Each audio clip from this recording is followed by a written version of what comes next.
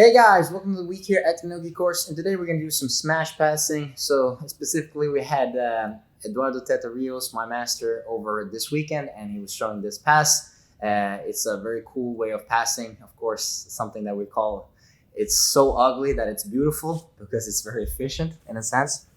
But we're going to do it from knee shield guard here first.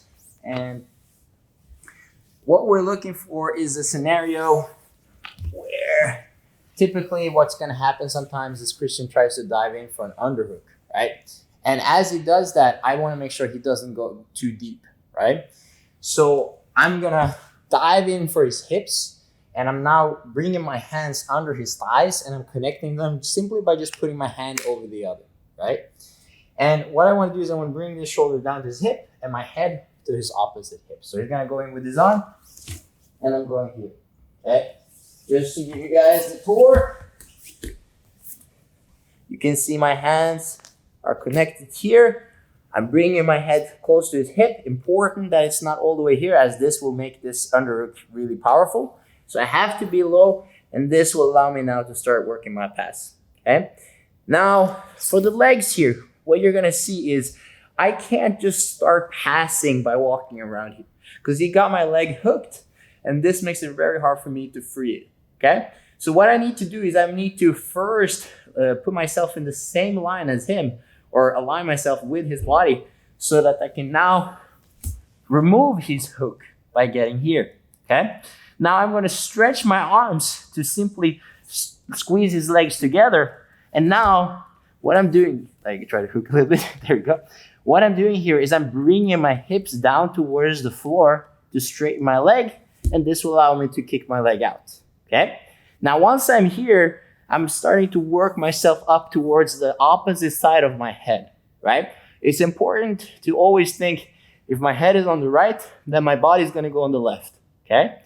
And as I do so now, I can start pushing my weight on top of his hips and pick his thighs up like this, okay?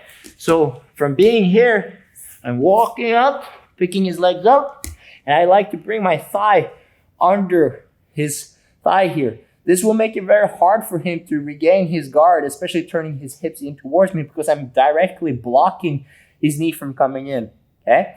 So from here, let's turn over to the other side. You will see I'm gonna bring this knee higher, like this, and then I'm gonna remove my grip here, or let go of my grip, and slide my elbow up, okay? So this elbow comes up sharp, so I can now move it around his head, okay? Very important is that I don't bring my arm up like this, as this allows him to post on it, and then he can start moving his hips away and then regaining his guard, okay? So let's move back a little bit here. Boom, there we go. So he's gonna go for an underhook, and as he does it, I connect my hands, and I'm now pinning him to the floor. Straightening out, walking to the side, and here we are, okay? I'm making sure that I can bring his thighs off the floor, as this will greatly immobilize him, basically. So now you will see he can also push his, put his hand on my hip like this.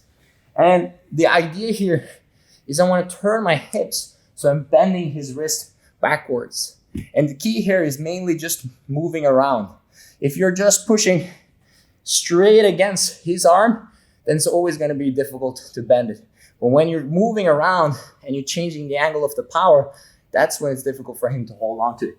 So you're here, you're turning your hips, and then you can move in with your knee. Now, high, and then underhook, and so on. One more time.